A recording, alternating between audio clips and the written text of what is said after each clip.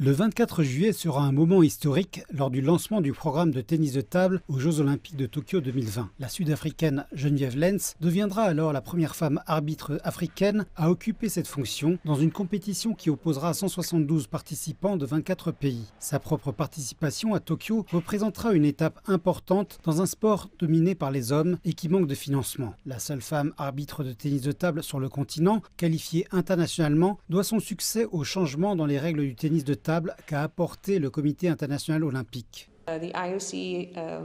Le CIO a un quota en termes du nombre d'hommes et de femmes qui participent aux Jeux olympiques, ainsi qu'en termes de représentation des pays, ce qui revient plus précisément au point de la parité des genres.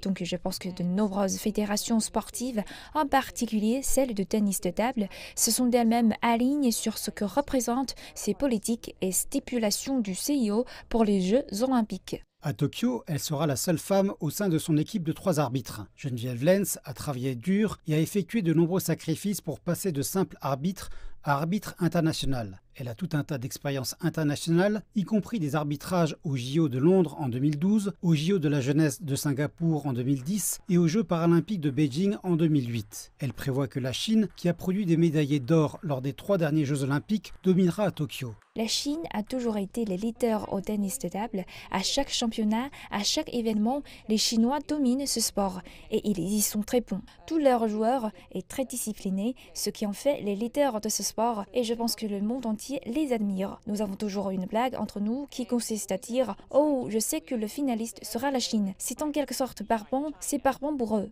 Geneviève Lenz, qui est chargée de cours à l'université, ne travaille qu'à temps partiel comme arbitre. Dans son pays, elle fait les unes des journaux du fait de ses succès et elle dit que le tennis de table demeure sa passion puisqu'il lui permet de parcourir le monde. Toutefois, malgré qu'elle soit vaccinée, elle redoute de voyager à l'étranger pendant la pandémie. Elle redoute également que les restrictions du confinement de niveau 4 dues au coronavirus ne l'empêchent de se rendre aux Jeux olympiques.